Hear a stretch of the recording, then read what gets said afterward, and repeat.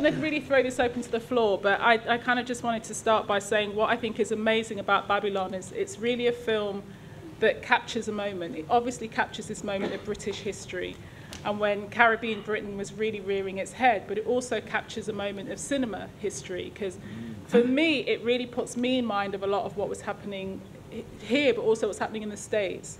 It puts me in mind of Walter Hill's The Warriors. It puts me in mind of some of early Scorsese films and things like that. I think there's really that kind of vibrancy to it that was 70s, early 80s cinema really had that. Can you just talk a little bit, I suppose, Martin, Franco, about how this all happened and your influences, and then also to you guys, how you all got tied into this, this piece of history? I was editing at the time. I was an editor, and I was making films as well. But it was really difficult to get films made at that time. And I did a film with Linton Kwesi Johnson, which I met. This man did the soundtrack. He did all Linton's soundtracks, so that's how I met Dennis. And I also filmed Shaka as part of that film. And I really wanted to do something else and do a drama. And I read a piece in Time Out about Red Indians. Now, I don't know why the hell Red Indians have got to do with this, but I thought, yeah, this guy can write. So I phoned him up. And it turned out that he was working just round the corner, not round the corner, very close, in the Albany Empire, the old Albany Empire. Trix was there as well. And we got together and were talking, and Martin was the only guy who, at the Albany, these guys had their own sound system, the young guys there, right? But nobody, all the teachers were afraid to, they had to have a staff member. And no staff member would actually look after the sound system because they thought, oh, trouble. And so Martin was doing it. It did help that I liked reggae music. I used to go down and talk to him while he was there, and then he came over and we started getting together, and we decided that's what we wanted to write about. And had you written, was Quadrophenia, had you written that, was that out by this time? Because Martin also wrote Quadrophenia and Do you know, I think we wrote Babylon first. Okay. Yeah, we did. But Quadrophenia happened, and I wrote Quadrophenia afterwards, but it happened quicker. Right. Yeah. Because Babylon was a long haul, as you can imagine, because we were doing a film about a fairly marginalised subject. So it was very, very difficult and uphill and took a long time, and it was going to be a play for today. And I think the BBC got scared. Gave it back to us, yeah. Yeah, they did, they exactly. gave it back to us. It's quite interesting because there are parallels between those two. There are a lot, actually. I noticed them this evening, I thought. Because actually, you know, it's sort of, it's a kind of movie about growing up, isn't it? Yeah. And alienation, and all that good rites of passage stuff. Yeah. And it's kind of in that way, it's a universal story, Yeah. I think. So tell us about the casting. I mean, in a way, you've kind of got every single... We got stuck with them. It was so difficult to find actors at that time, especially black actors. It was very, very difficult. And it was just so wonderful to find people who were very enthusiastic. Brinsley we'd seen because he'd done, well, you can tell him that, Brinsley. You do. I'm enjoying listening to you. He'd done all sorts of things as a child actor. What were they? Double deckers, police. You must have seen Double Deckers. Yeah. So Brinsley was on the card straight away, although we made him. Maybe work for it. I mean, he had to work for it. He had to. That movement from a child actor to doing something adult. Because how old were you when you made this? Well, I was about one of them.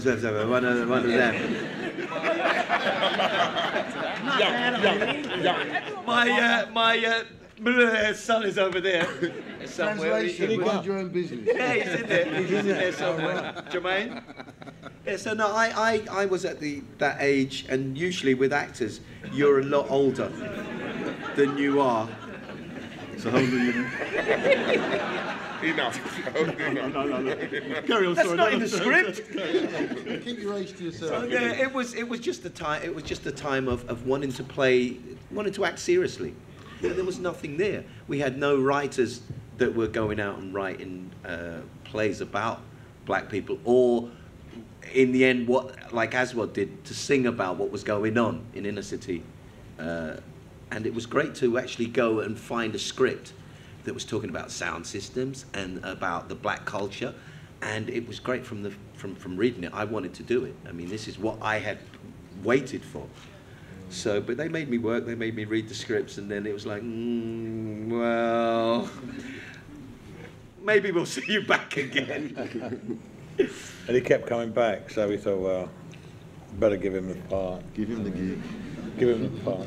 No, I think he was. what he was it number goes one. to show is that there were talented actors around. You know, Well, there was just nothing for them to do.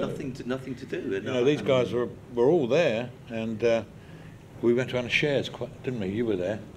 He had been there. Were you at Anna's? Yeah. Victor I was, was, but Victor we actually met on Quadrophenia. Yeah. You were. I say, you know what, Beverly too, yeah. Bev was there, yeah. But what happened was, as I recall it, and it's funny I'm sitting next to the mic now, because I realised tonight, I watched that picture and I think, God, what a bloody good script.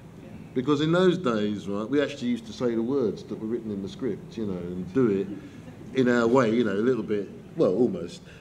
You know, not like your Yanks today. You go on a picture of an American, and the first thing he says is he goes to the director and he says, you know what, I wouldn't say that. And I always think when they say that, but wait a minute, it's not you, you're playing a character, pal. But anyway, that's another story. Anyway, we was doing Quadrophenia, and I remember it, Martin came up to me and he said, I've got this other script, you know, I'd love you to have a look at it. And he said some other things to me, and you know, I was a young kid of 20 years old when I did Quadrophenia.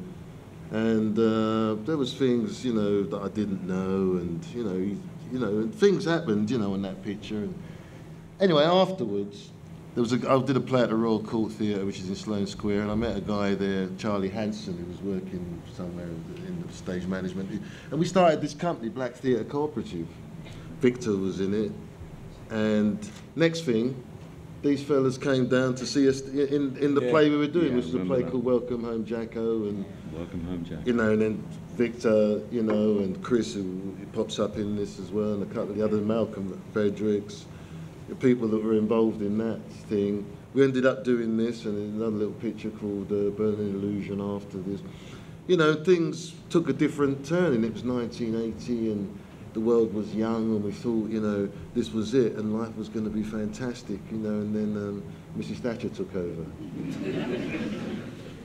Here we are. The same thing's happening. Okay, we're going to throw it out to the audience because we haven't probably got about 15 minutes or so, 20 minutes. So see what you got. Would you make the film now, or do you think because it captured the moment at the time, it wouldn't work now? Would this film work now? Basically, is the question. Yeah, I mean, I was actually surprised watching it. I mean, it works for me now. It works better now than it did when I made it. But I think in reality, it would be a completely different picture. Yeah, it'd be a different picture. You know, the times have moved on. I think a lot of the slightly older generation, if you look at the age in the film, were more ignorant to the realities of what happened in inner city London, and they're more aware now. And the things that are happening in London and the cities outside, it would be more like a Hollywood movie right now. You know, Also, completely different films. can I kind of throw, because Trix, some of you may know, is also a producer, filmmaker, and TV maker in your own right. So what do you think in terms of Babylon? You know, 28 years ago, what's happening It's interesting now? because I think it really stands up, and I think it's a really excellent piece of filmmaking. It works really, really well. I sort of concur with Brinksy. I think, you know, because people are much more clued up now. I mean, I think the press and journalists are really on the streets now. Every time there's stabbing, a kid only has to pull out a knife and it's out on the front page. They're much more aware of what's going on in the street, and it would probably be more Hollywood. I think at the time when we did that, you said to certain people a sound system, and they said, what? Yeah, it's very true. You mean a disco? Yeah. But now you can say a sound system and everybody knows, you know what I mean? Even just the word reggae. People know what it is, and so therefore, at that time, as I said earlier on, I think we were unaware of the difficulties that Franco, Martin and Gavrik had at the time. Yeah. We were actors and we wanted and realised that there was a good script and we wanted to make a good film. We didn't know the difficulties they had to go through to make that movie. So I'd like to sort of like give you three guys.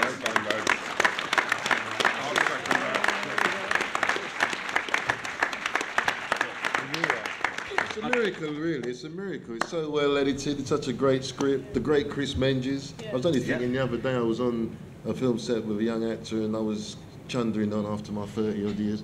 Right, and the first person I thought of who taught me more about film than anyone was Chris Menges. Yeah, absolutely. Yeah. Great man. Yeah. Great. He was going to be man. here, but he's on holiday, so a long way away. I mean, the word of mouth of it was great because I think what was wonderful about the film is that everybody gave it, you know, props. Everybody gave it larger. Everybody wanted to make this film north, south, east, and west of London. You went to North London and said, "Yeah, that film Babylon's getting made down in South London. Yeah, man, where that? You know, people just really wanted to get involved because we'd never seen anything like it. And you know, it rolled in like this bandwagon, like this Piper, and all the kids came running out and wanted to, I want to get in it. You know, it was just a really, really. Yeah, we couldn't keep people away from the set. No, there was no president. Everyone would. Well, I mean, for weeks we had. It was like the longest dance. I mean, I think that's the longest Shaka's played. I went back to the set. Never all went the windows were forever. blacked out, and we had the original. Yeah, we had the proper food. That's true. Yeah. Well, Shaka, and we had the proper herb. Yeah. Well, I mean, I'll admit it right now. It was the real. It was all real. Like they say, it was the real thing. What, you mean it weren't parsley? I remember doing a line, man. I smoked this clip and I couldn't recite this line. Before I smoked it, the worst it got. Listen, I'm a professional, love. I did not smoke on set. No method acting. I'll be your honest, eyes are naturally red. The scene with the pie. Oh. Well,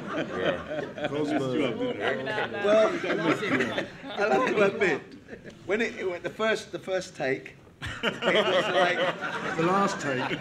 No, the first one was. So I said, okay, I've got to do this really good because my brethren are going to be watching this, right?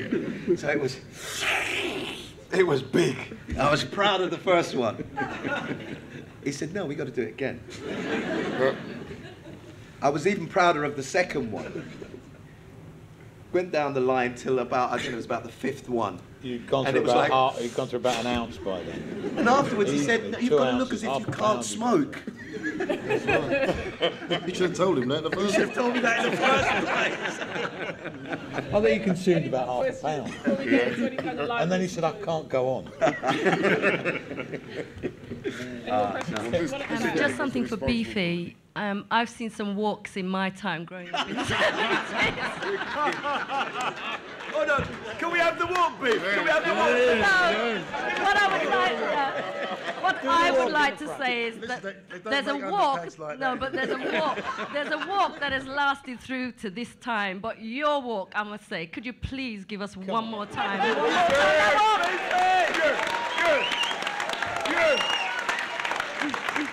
Imagine you've got the dog. Come on, imagine you've got the dog. I'm too old. Beefy.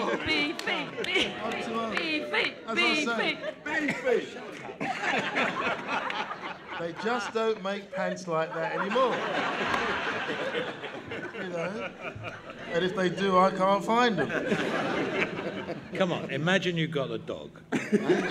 You direct the scene. What do you think? I'm back at drama school. Play a tree. We've got the dog. Direct him.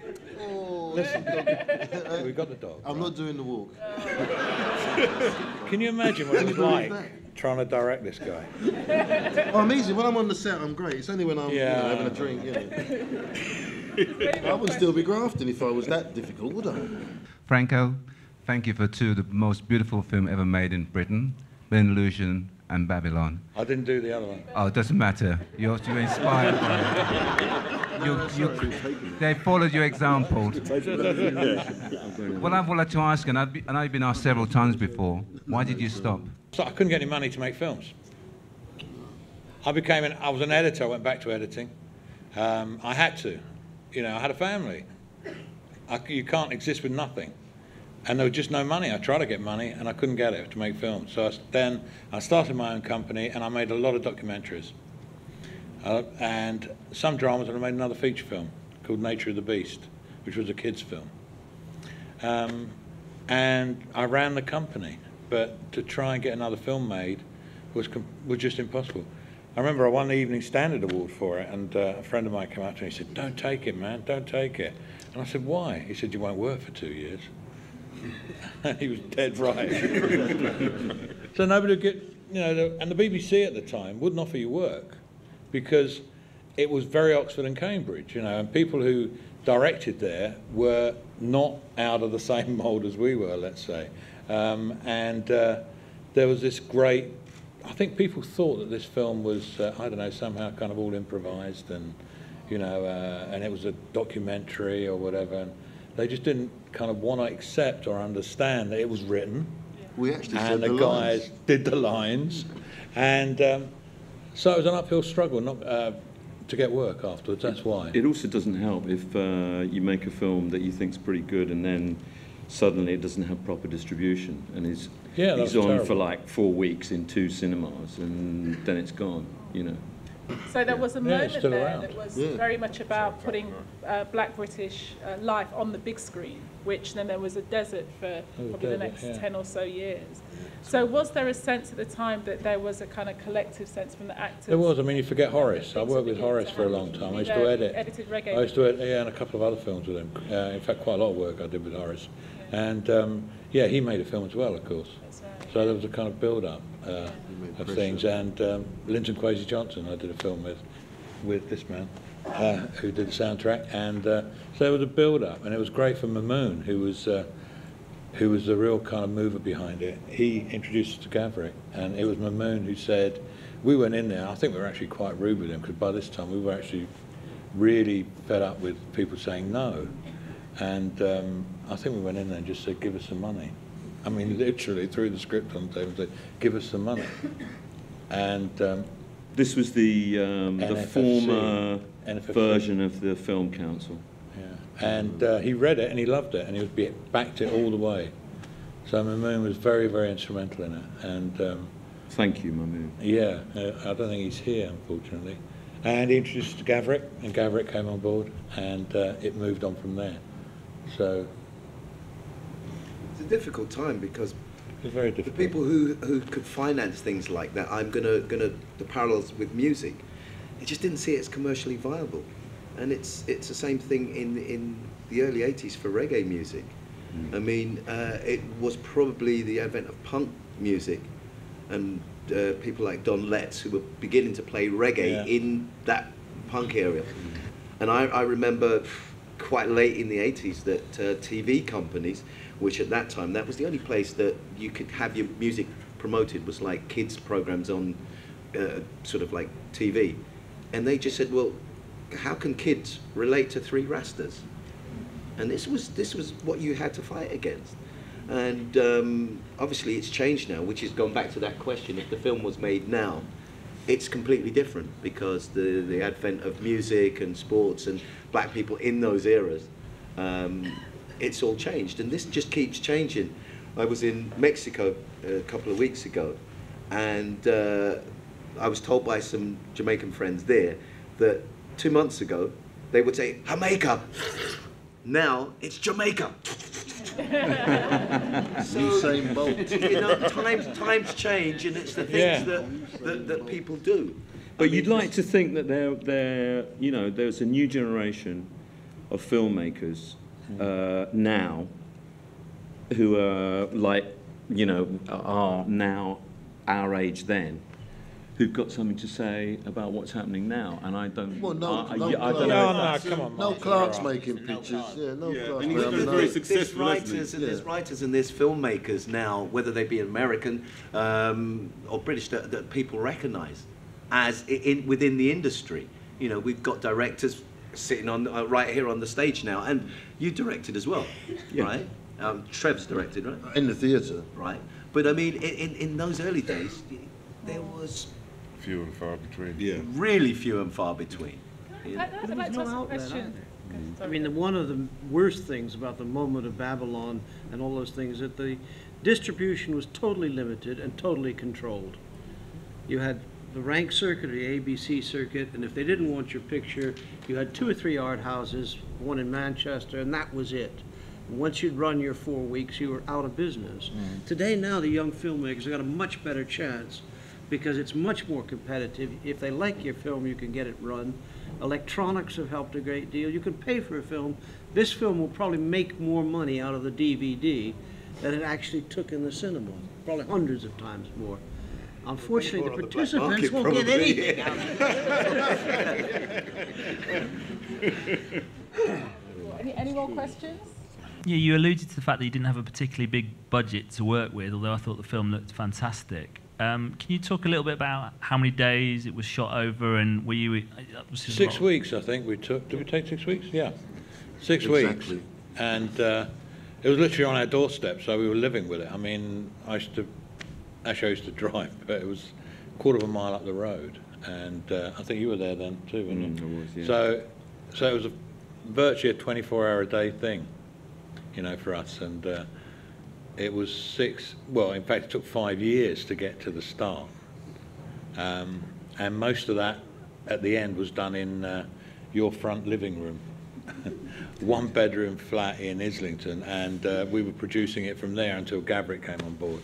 So, and then, as I said, it took 6 weeks. But what was interesting as well, which I think nobody mentioned, is the crew, which was predominantly white. A lot of those guys had not ever been in contact with black actors or anybody from the black community. So it was a real eye-opener for them, you know.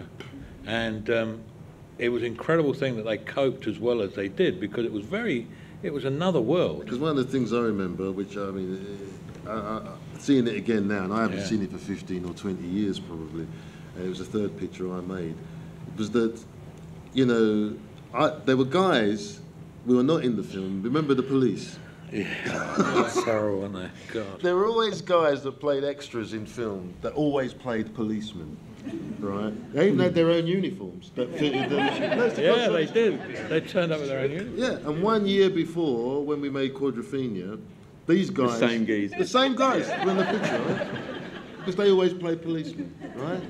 So they knew me, right? And a couple of months before they came on this picture, they did a picture called Breaking Glass. Yeah, right? Victoria. And I knew because some friends of mine who were in Quadrophenia, I knew Daniels, Mark Wingate, a few people, but told me what was going on that picture and what the Brian Gibson, the director, was doing. He got all these punk rockers, because it was all about punk, got them all drunk for real, gave them real beer in the pub, and we did not really smoke real weed. Let me tell you that. Right? And then they came out into this rioting scene in Breaking Glass and beat up these policemen for real. So... Cut to 2 months later, and they turn up in Deptford and see all these black kids. They are terrified, weren't they? Really, yeah. And they come up to me and say, "All right, mate, remember me?" What's that film in Brighton about the mods and the what's-its? Well, it's me, you know. Tell your mates we're not really you know, we're not really policemen. You know, it's just a job. It's just a job of work.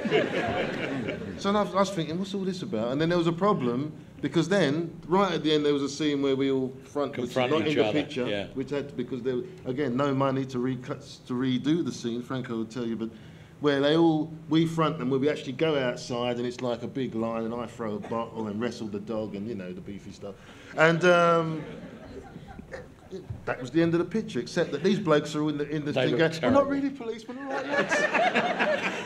no, lads, we're not really policemen. Hello, my name's John. And they, you know, obviously, they look ridiculous. So, you know, it was cut. Yeah. Great piece of editing to make an ending with what they had, without the original ending, and no money to reshoot the ending. And only tonight I watched it again and thought, that bloody ending still works, and it was made out of, you know, necessity. Do you know what we did in Marvellous. We put on Linton's...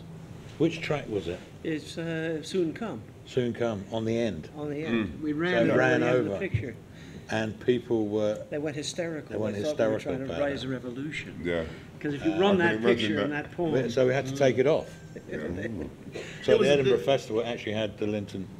There was Basie a Johnson. thing on Time Out at the time it came out about a film festival. Didn't it get banned in New York or something? Yeah, Because they thought it might incite riots. Right, yeah. And what happened 3 months later?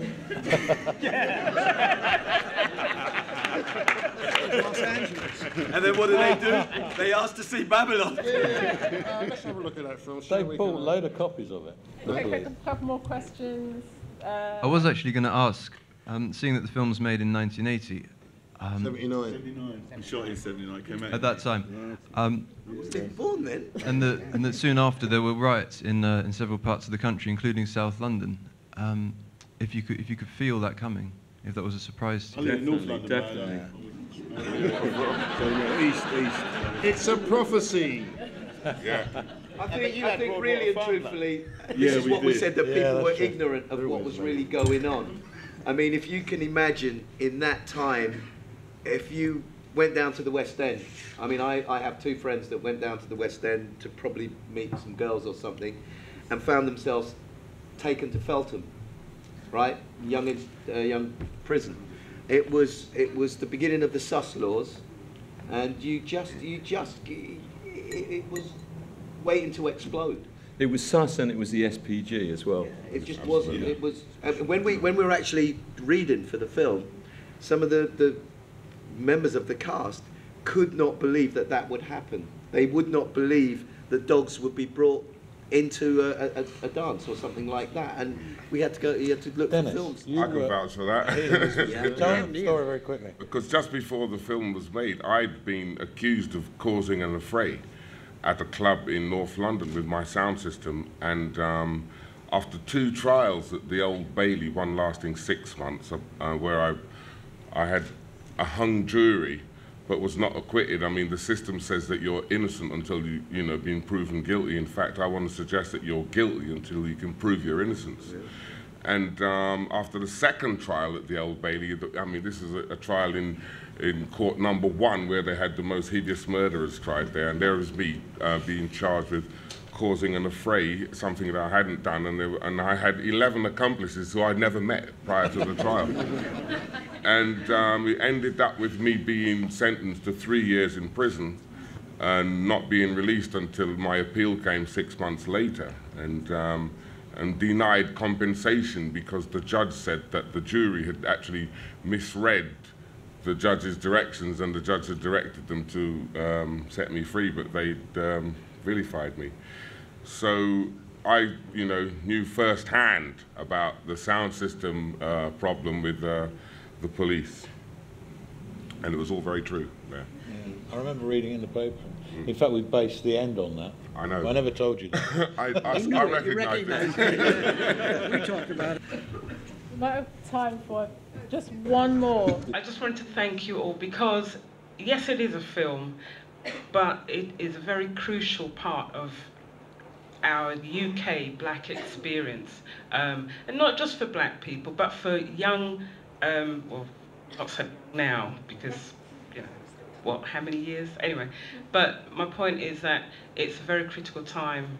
It was a critical time then, and it should be preserved. It should be preserved, and I'm glad that there's going to be this DVD, because on the one hand it is entertainment, but on the other hand it's a piece of history.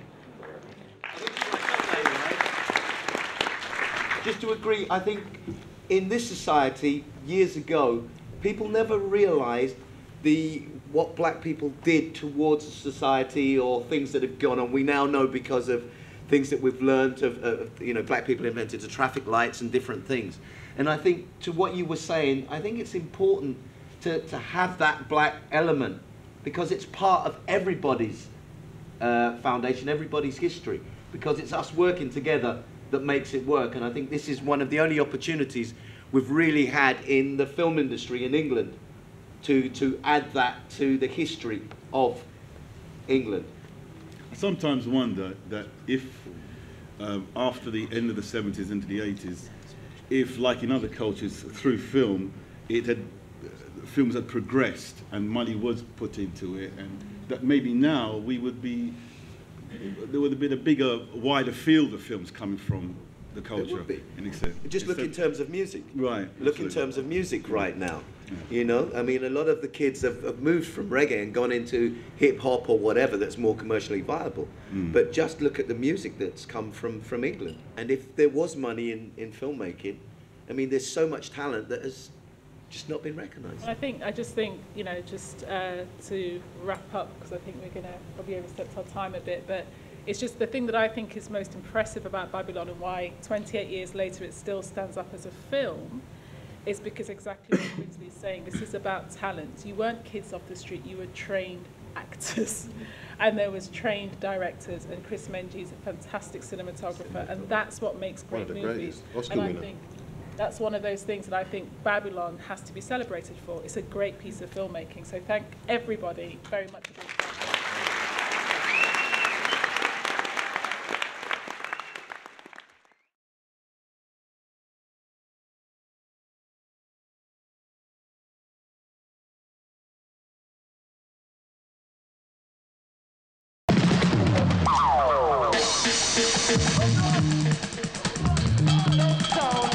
Only can play by this sound, what? It's a lion on the ball. On the ball.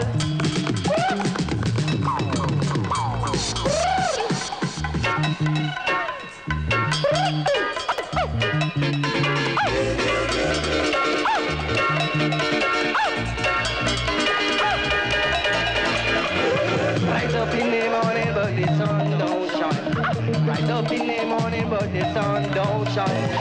Getting on my way, I've got to give that in the all. It's no surprise. Jedi to lion sound. Once again we rise to meet the day, and just sun does not shine.